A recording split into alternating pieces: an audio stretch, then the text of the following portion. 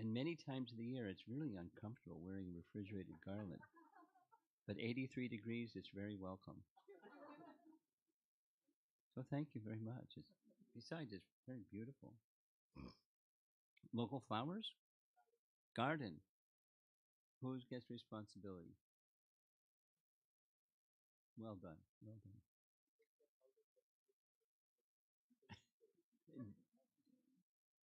It's nice. Very nice. So I'm just going to offer prana mantras and not have kirtan because of time, if that's all right. But you can say along with me.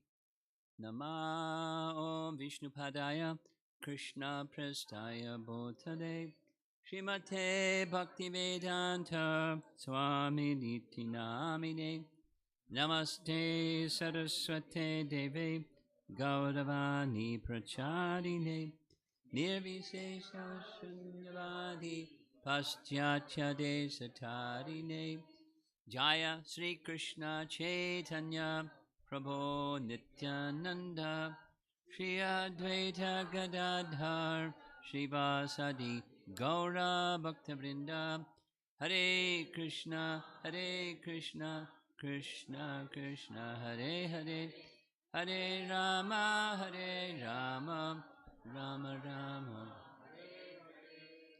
The topic for this evening is on the screen here, on the wall. Dvivida's offense to Lakshmana. And this topic is a topic that the devotees that came to the Gita Nagari retreat during the Memorial Day weekend came a little late because it was a Friday night topic and they came after that. So I made a commitment to Vrindranath that we'd have a discussion on that Friday night topic tonight. Now, is there anybody in the audience that is like very unfamiliar with Ramayana? Then I have to do some ABC Ramayana things for people. Everyone's reasonably familiar. Good enough. Good enough. So in this very beautiful painting, we see Sitaram, Lakshman, and Hanuman, of course, and the other brothers are in this same painting, Lakshman, Bharata, Shatrughna, and some other Vanaras. So we'll assume that the painting is in Ayodhya after Ram's return. So in Ramayana, we find there are two brothers, and the two brothers are Dvivida and Minda. They're brothers. So Dvivida, I was most familiar with Dvivida in Krishna Lila, because Balaram killed Dvivida in Krishna Lila, and I'm very familiar with that pastime. So when it came to Ramayana, I was not so familiar. So I'm going to help introduce who are they previous to Krishna Lila. They were sons of the Ashvini Kumaras. They were ministers to Sugriva, and they are intimate associates of Lord Ramachandra. And this nice painting shows they're crossing into Lanka, and one of those powerful personalities behind Ram and Lakshman are Dvivida and Minda. Very powerful. So going back, when there was a certain point in time during the yagya, which Dasarath had performed so that his wife could have children, etc., the demigods came before Lord Vishnu and prayed to Lord Vishnu to descend and to assist in ridding the earth of Ravana and the Rakshasas, because Ravana was so powerful, he didn't just roam earth, he went into the heavenly regions and all over the place. Very, very powerful. and the demigods were intimidated by him. So they approached Lord Vishnu, and they approached Lord Vishnu very similar to the demigods approaching through Lord Brahma, who offered prayers at the shore of the Milk Ocean. Brahma received confirmation from Lord Vishnu that Lord Vishnu will appear, and Lord Vishnu has given instruction that you should beget offspring on earth. Different versions of Ramayana, but monkeys, bears, and a variety of other living entities, but having capacities like the demigods. So there's angsa. What's an angsa? An angsa is a type of expansion. So expansions of, not exactly demigods, not exactly not demigods, expansions or angsas invested in jivas. So there's the jiva, and then there's the expansion or angsa of the demigod, empowering the jiva like them. They would have powers like them. They would have shape-changing abilities like them. They could travel enormous distances like them. They had mystic powers like the demigods, in the form of Vanaras. And there's a reason. What's the reason? Because there was some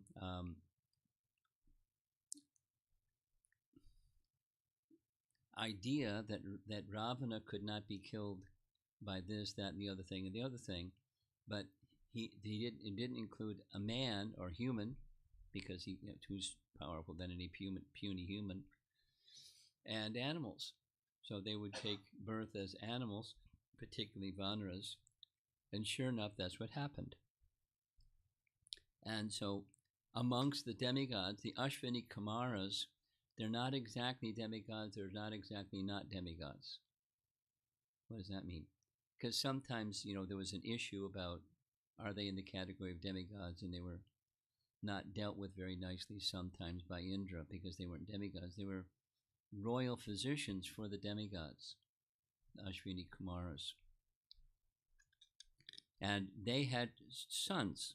The Ashvini Kumaras were sons of Vivaswan, and they were physicians amongst the demigods.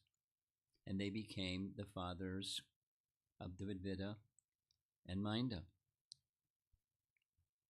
Now, the Ashvini Kumaras, we know about them from Mahabharata, don't we? The Ashvini Kumaras were they were the father of Nakula and Sahadev. Yes? In the womb of Madri, the wife of Pandu. That's a long story which I'm not going to narrate, but they had some role in Krishna's Leela, and they previously had some role in Ram's Leela. So one of the times we hear about them, that they're powerful, Minda and Dvivida. But a very nice section is when we'll hear some more tomorrow at the Farmington Hills temple program. When the Vanaras were deciding who can jump 100 yojanas or 800 miles. Now that's a big jump. So this is in the end, towards the end of Kishkinda Kanda, and after hearing what Angada said, the foremost of all the monkeys began declaring their jumping ability, one after another. Gaja said, "I can jump 80 miles. Gavaksha said, "I can jump 160 miles. That's double, by the way. Thereafter, Minda said, hey, Minda, there he is, said, "I am capable of jumping a full 480 miles. How did he measure that one? I don't know. The powerful Dvivida declared, "I can undoubtedly jump 560 miles. And he'd fall into the ocean because it's 800 miles. So these are Minda and Dvivida are mentioned here. They're mentioned elsewhere, we'll see shortly. Now, Dvivida in Ram's Leela had a very important role. And in Krishna Leela, he was bad. That wasn't just bad. He was worse than bad. He wanted to harm Krishna. He wanted to destroy Krishna's power. How did that happen? How did he fall down? So we'll hear. Let me just share with you how this all started. I like reading Srimad Bhagavatam. And in reading Srimad Bhagavatam, when it came to chapter 62 of Srimad Bhagavatam, the second verse of chapter 62 speaks about Dvivida and how he became bad. And it speaks that he made an offense to Lakshmana. And due to the offense to Lakshmana, due to his false pride in his physical strength, he fell down. Now, the painting is illustrating when introductions are being made by Hanuman. Hanuman is introducing Ram and Lakshman to Sugriva. There they are shaking hands, making friendship. Now, behind them, there's some Vanaras behind Sugriva. And one of those Vanaras behind Sugriva was one of Sugriva's ministers named Dvivida. Now there's some detail. Here's the detail. Here's one of the two offenses. It's one might say it's minor, but it's not minor. And it has the overall message here is don't mess with Lakshmana. Even a little bit. Because it had grave consequences.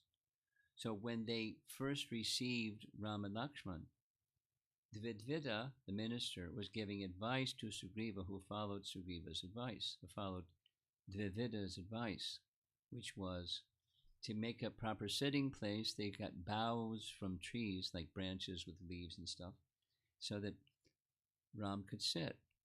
And he wanted him to make that kind of special arrangement, but indicated to Sugriva, he doesn't have to make the same arrangement. Ram's the main person here, which meant he slighted Lakshmana. Don't slight Lakshmana. Who's Lakshmana, anyways? As Balaram, we know from Chaitanya Charitamrita, one of the ways of describing who Balaram is he's Adi Guru. Yes? And as Nityananda is to Chaitanya Mahaprabhu, he's Adi Guru. And same in Ram's Leela, Lakshmana is Adi Guru. So don't offend Guru, who is the very dear representative of the Supreme Lord. Don't offend those who are dear to the Supreme Lord, because there's grave consequences. It doesn't have, somebody who's holding the title, he's a guru and he's not a guru. Don't offend somebody that's dear to Krishna or Ramachandra, because there's grave consequences. That's the lesson. When there's an offense to a Vaishnava, it leads to one becomes susceptible to bad association. We'll see it the other way. If you serve Vaishnavas, bhakti will protect you. But supposing your bhakti becomes weakened because you've offended a Vaishnava, you may then become susceptible to unfavorable association. Now, is there unfavorable association in this world? Here and there, a little bit, right? A little bit. I mean, one of the common questions I get asked by teenagers is this question: what to do about association in school? You get your parents, you get that question asked. What do you do? Keep your bhakti strong. And I'm not going to go through all the long answer to the teenagers, but you're protected by bhakti. So be a bhakti carrier, even if there isn't good association in school. Create good association, or at least create favorable circumstances.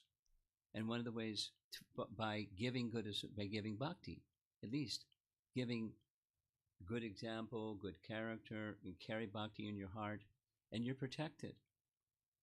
But supposing whatever the circumstance may be, whatever your age may be, if you make offense to an elevated Vaishnava or a Vaishnava, you can become susceptible, or you may become weakened by bad association. That's what happened with Dvivida. Because it said, this is chapter 62, canto 10, Srimad Bhagavatam. Dvivida became bad because an offense that he made to Lakshmana. Proud of his strength, and he was strong, very strong. And he had a special position. That's another one that one can be proud of. He was a minister of Sugriva. Sugriva was the king, and he was the minister of the king, and Janma Aishvarya Shutra Shribir. You can't find any excuse to get prideful, and you can make offense and think nothing about it. That's what happened. He offended Lakshmana. Now, specifically, it said that he was proud of his power. We'll hear more. That he made a second offense. But the starting point was minimizing or not respecting in a way that should be done, respecting Lakshmana. And therefore he fell prey to the bad association of Narakasura. And then he lost control. And it just led to further offenses. So you're going to see this slide again. This is the lesson. So now, who is Dvivida in Ram's Leela? Well, we'll have lots to say about that. Both, this is scriptural, they're eternal residents of Lord Ramachandra in the Vaikuntha realm. I'll say it again. Minda and Dvivida are eternal associates of Lord Ramachandra in the spiritual world. So distinct from the demigods who produced offspring that were powerful like the demigods. And the Ashwini Kumaras produced offspring powerful like them. But then these two, Dvivida and Minda, they were invested with a special power. We'll hear more. But, they became angsas. So there's a jiva that like Shakti, the Shaktivesh persons. Or they're invested with the Avesh, or the Angsa, of these two eternal associates of Lord Ramachandra in the spiritual world. They're not ordinary. They're extraordinary. Not just demigods, but they're on top of it. Here's what Jiva Goswami writes in Bhakti Sandarbha. Here's a new vocabulary word for those of you who like Sanskrit words. Avarana. Avarana means covered deities. The Avarana covered deities like Minda and Dvivida in worship of Ram are Nityasiddhas, they're jivas, dwelling in the Lord's eternal abode. There are others, however, jivas, who are endowed with some of the Shakti of eternal associates like Minda and Dvivida, and who are called by the same name to help Ram or other avatars when they appear on earth, though Ram and others reside eternally in their spiritual abodes as well. Clear? Ram's eternally in the spiritual Vaikuntha. Minda and Dvivida, they're jivas, Nityasiddha jivas, eternally residing with Ram in the spiritual realm. But as Ram descends, so they are investing some of their potencies, these covered deities, avarana deities, within a jiva. These jivas became corrupted, specifically Minda and Dvivida. Mind associated with Vali, who hated Sugriva. Later, Dvivida associated with Narakasura, who hated the Lord.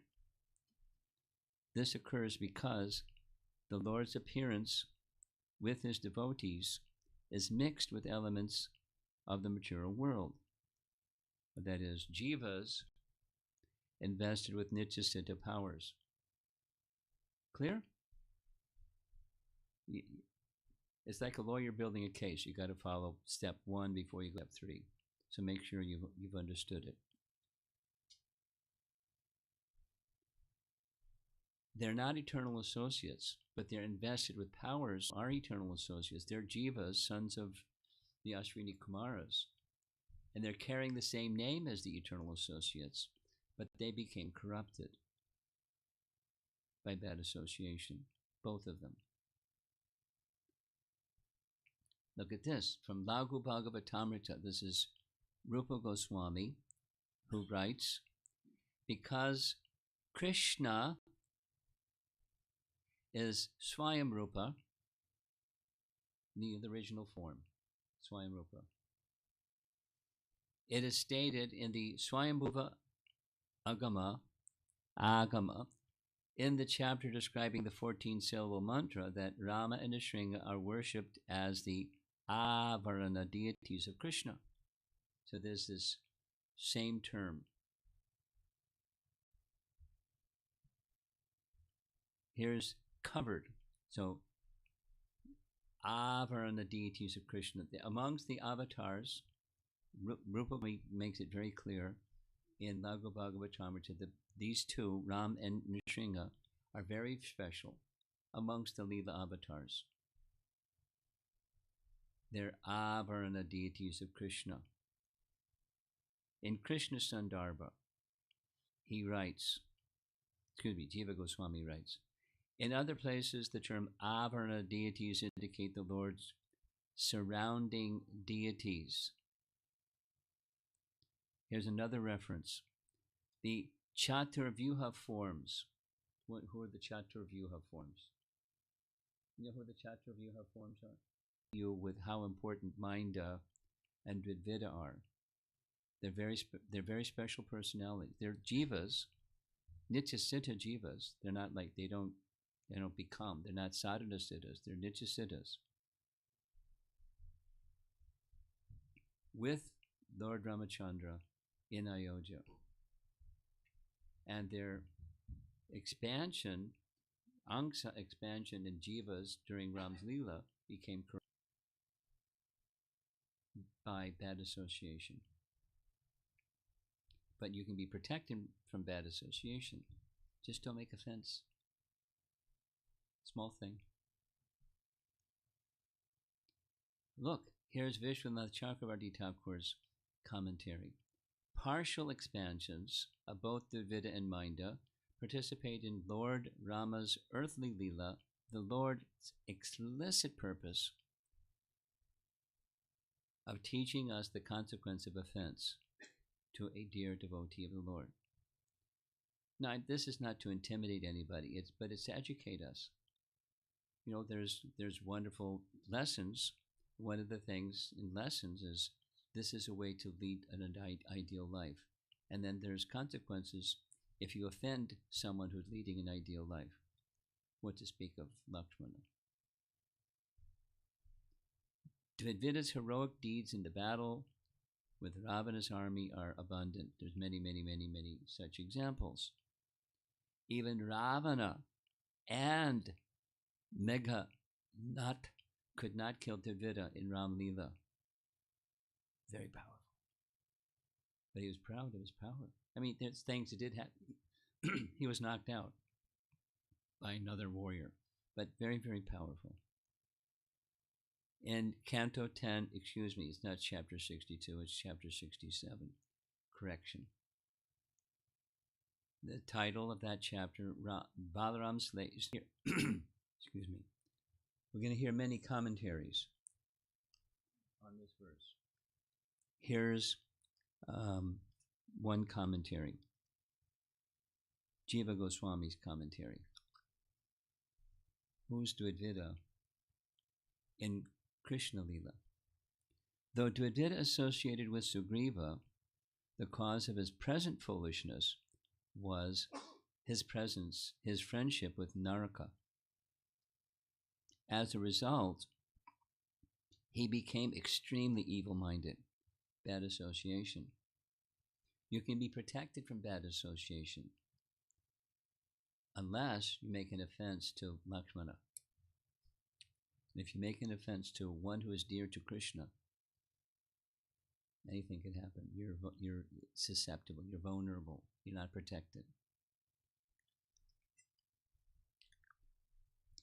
The cause of this bad association was his pride in his strength, by which he did not respect Lakshmana. So he heard one.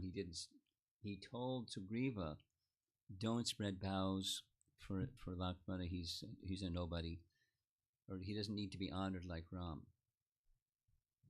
That's where it started. Minda and Dvivida are two forms worship. Listen to this, as avarana deities when worshipping Lord Ram.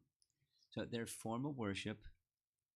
There's formal worship in this realm, and there's formal worship in the spiritual realm, where Minda and Dvivida are by the side in their spiritual identity. They're very important persons.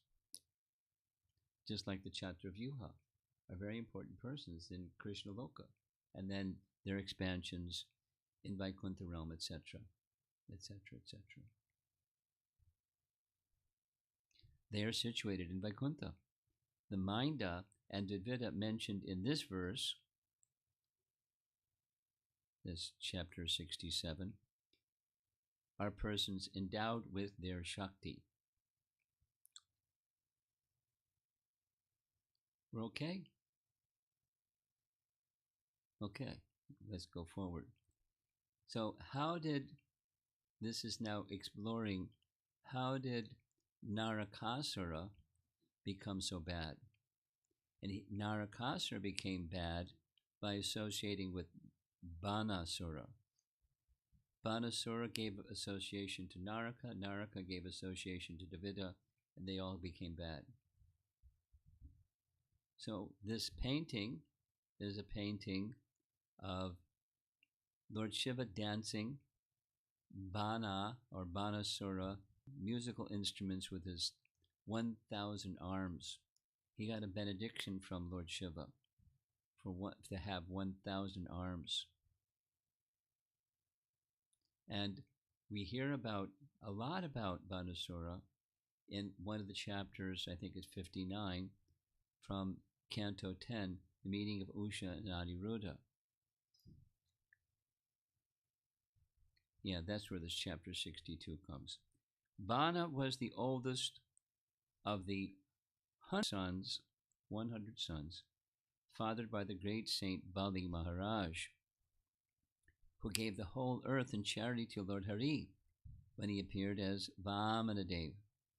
Banasura, born from Bali's semen, became a great devotee of Lord Shiva. So in case you're a little confused, let's see if we can get you unconfused. This is a little summary. 62, chapter 62. Banasura, the eldest son of Bali, had demoniac tendencies from birth. And then Banasura had a friendship with Narakasura, which comes in an earlier chapter. Who is Narakasura? 1,000 princesses and so forth. Krishna came and killed him. So Narakasura, before he got killed, had bad association. Bad association was the association with Banasura, and that Narakasura's association corrupted Dvivida. So notice it's not chronological. I mean, the Bhagavatam is not chronological. It's one of the distinctions between an Itihasa and a Purana. Itihasas are chronological. There's other distinctions. And the Puranas are not necessarily. They're quite logical, but not chronological. The lesson is don't offend Lakshmana. And if you happen to have bad association, stay protected by bhakti, because bhakti will protect you. But if your bhakti becomes weakened by offense to an exalted, someone who is dear to Krishna, watch out. So our topic is Dvivida. So he's down at the bottom there. And he became corrupted by Naraka, who became corrupted by Bana. Bana was, although born from Bali Maharaj, was an exalted devotee, he was bad from birth, demoniac from birth. It can work the other way. Prahlad was the son of a great demon, but he was a devotee from birth. So Narakasura, we who know who is Narakasura from the scripture, he's the son of Mother Earth, also known as Bhaumasura. Bhaumasura. And so he's also known as Bhoma or Bhaumasura. And he became, he was not only the son of Mother Earth, but he was the son of Lord Vamanadev. Excuse me, Vamanadev. Excuse me. Thank you for correcting me. So we're going backwards now. How did Naraka become a demon? He associated with Bana. Naraka became a demon due to the bad association with Bana, another demon. This is Prabhupada in his purport through Canto 3, Chapter 3. Birth is not always the criterion of goodness unless and until one is trained in the culture of good association, one cannot become good.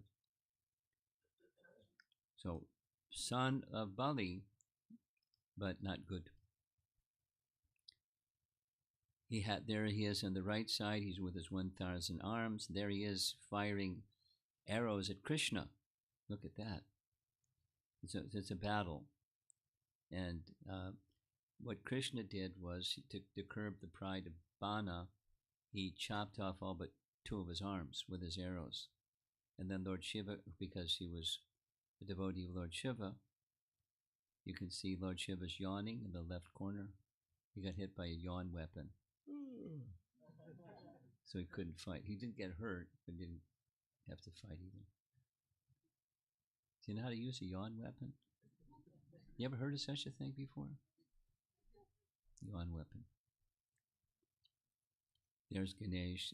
Aniruddha is fighting because the daughter of Vanasura was Usha. And you know that we don't go into the whole story. It's a wonderful chapter. But Usha got together with Aniruddha. It's a long story of how that happened. But when Banasura saw Aniruddha with his daughter, unmarried, in her chambers, of all places, he put him in jail. It was a long story. Now, then Krishna came with the whole Yadu dynasty, army, big battle. But he then, at Lord Shiva's appeal, because he's my devotee, Krishna gave him the opportunity to be a great devotee, purified now, great devotee of Lord Shiva with a long life. Here's the same verse back to chapter 67. Vishwanath Chakravarti Thakur's. We're going to hear a few more. But we heard Jiva Goswami's commentary. This is who is Dvivida. Narakasura is described as the friend, Narakasya Sukha, of Dvivida, to show that although Dvivida was a minister of the great devotee Sugriva and an associate of Lord Ramachandra, he became corrupted by the bad association of Naraka, Narakasya Sukha, and thus caused anarthas to arise in him. Bigger letters. This bad association was the reaction for an offense Dvivida had committed when he disrespected Lakshmana due to being proud of his strength. So I searched and I searched and I searched again, and I couldn't find an exact what was the offense that Dvivida made according to, pride, proud of his strength. And here's the closest I got. Lakshmana became unconscious after being pierced by the serpent arrows of Indrajit, writhing on the ground, and then becoming unconscious. To revive him, Hanuman brought back the entire, now different versions say different mountains he brought back, with all its herbs. So there's Lakshmana in the bottom, being, held and comforted by Lord Ramachandra, but he had become unconscious. And there's Hanuman to the rescue, bringing a whole mountain with herbs. Now, Dvivida saw this, because he's a powerful warrior in Ramchandra's army, and he scoffed at Lakshmana. What a weakling. In Dvivida, it was a mental offense. This is the best that I could come up with. He became offensive to Lakshmana, thinking him weak for acting in this way. Moreover, Dvivida desired Ram's favor so ardently that he envied the exceptional affection displayed towards Lakshmana. In this way, Dvivida was competing against the guru-like representative of Ram. So we're going back to Lakshmana is Adi Guru. And here's a man, a Vanara, Dvivida, who's envious. He's honored especially. So it's a mental offense. Envious, he doesn't necessarily say anything. When Lakshmana got laid low by the Shakti Shela weapon, there's no indication that he said something, but it's a mental offense. Listen to this. Same verse. This is a Sri Vaishnava commentator, Bangsidhari's commentary. I received this compliments of a Sanskrit scholar who came up with this one. This is good. Here's the Sanskrit. One night, while the war with Ravana was going on, Dvivida went inside Lanka and forcibly attacked some Rakshasis and disrobed them, and went so far as to touch their genitals. Dvivida, powerful. Knowing this, Ram exiled him from his army. When Dvivida prayed for forgiveness, Lord Ram said, and this is commentary, not within Ramayana, Lord Ram said that your liberation cannot happen as a devotee. You'll have to wait until Dvapara Yuga, and only then can you get liberated, when you're killed by the next incarnation. Far out, huh? Now, we wouldn't know these things without commentators, so our greatest regard goes to these blessed souls that have deep, deep, deep, deep insight and realization and revelation. Remember, I sent you this little document about how is it that acharyas get revelation anyways. So there's a whole teaching about that one. The person who translated this for me from Bangsidhari's Sanskrit commentary, this little remark at the end is his remark. While the exact offense against Lakshmana is not mentioned by this acharya, what is indicated is that his behavior was unrestrained and overly prideful, due to which he not only broke the sanctity of religious war, but also considered others as weaklings. Pride.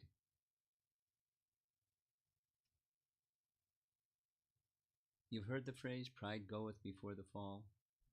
Where is that from? Is it a Shakespearean thing, or is it a biblical thing? Whatever it's from, it's true. from his pride, in this case his strength, he felt, I can do whatever I like. And so he did. And he made a fence.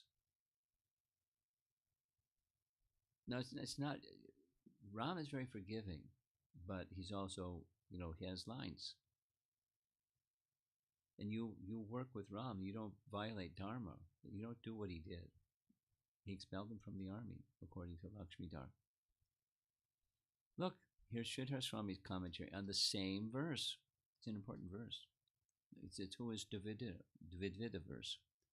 When Sugriva was going to offer his hospitality to Ram and Lakshman, a Vanara by the name Dvivida, one of his ministers, gave wrong advice to Sugriva not to worry about paying any respect or importance to Lakshmana. Just focus on Ram. Instead of acharam to Lakshmana, he committed apacharam to Lakshmana. Therefore, Dvivida became a friend of hellish planets, meaning he was fit to enter hell to be punished. Bhagavata apacharam.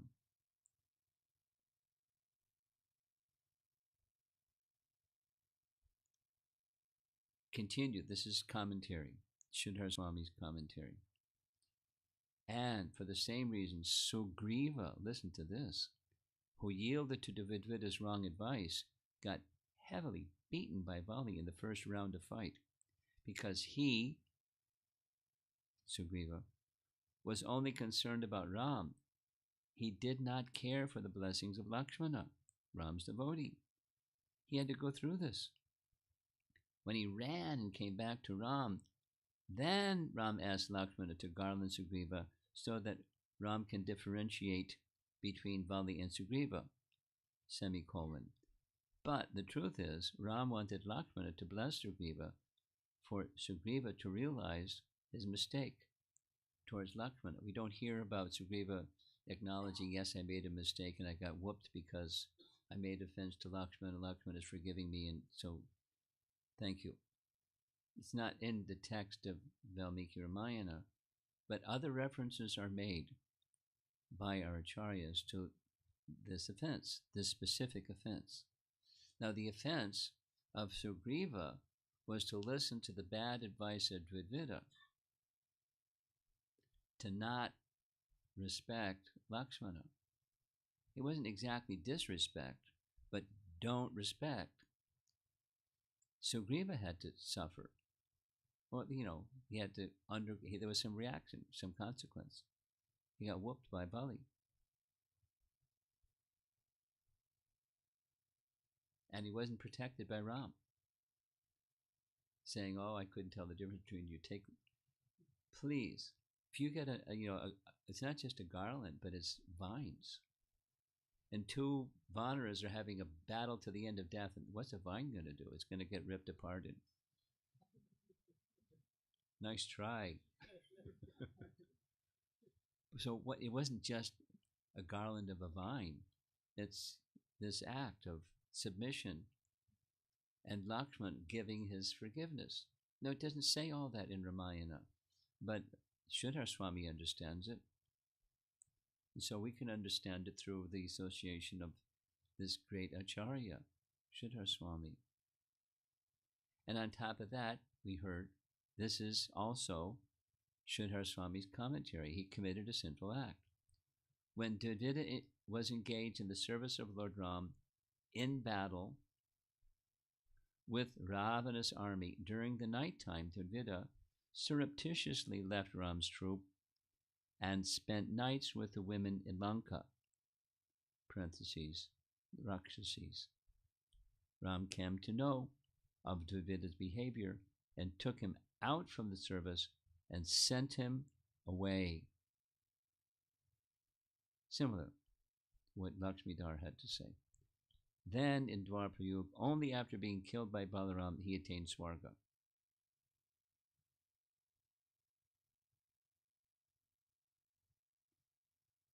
The picture is getting a little more clear, isn't it? Now the BBT purport draws from different commentators. Here's what the BBT, it's not Prabhupada, it's the those who were working together, making commentary for after Prabhupada departed. Srila Vishwanath Chakravarti compares the fall of Dvivida and Minda, servants of Sugriva, and Lord Ram during his earthly Leela, parentheses, both were Shaktyavesh forms of Minda and Dvivida who are Nitya Siddhas dwelling in the Lord's eternal abode, to that of Jain Vijay. So what's Jain Vijay? It's an unusual, exceptional circumstance where an exalted person makes an offense to this, Jain Vijay, to brahmanas, four brahmanas. And this is not just to four brahmanas, although the four Kumars are not minor. Now, I didn't know all of this about Dvivida and Minda, and but I did some research, and there's a lot. Here's what Rupa Goswami says about offending. Note the Sanskrit Krishna Preshta Aparadata. This is from Bhakti Rasamrita Sindhu in the section that deals with Bhava Bhakti, Rupa Goswami's writings, by two types of grave offense to the dearest devotee or to Krishna himself, Krishna Preshta Aparad. Even real bhava is destroyed. Bhava is destroyed. Is it possible to fall from the bhava platform? Yes. How? Make offense. Make offense to Krishna, or make offense to those dear to Krishna. Change in bhava will take place according to the seriousness of the offense. Now that's what he writes. And then Vishwanath Chakravarti Thakur makes some commentary. Yeah. Bhava will be destroyed by aparad to the dearest devotees of Krishna. An example is Dvivida the monkey, a follower of Ram. By aparad to Lakshmana, his bhava disappeared.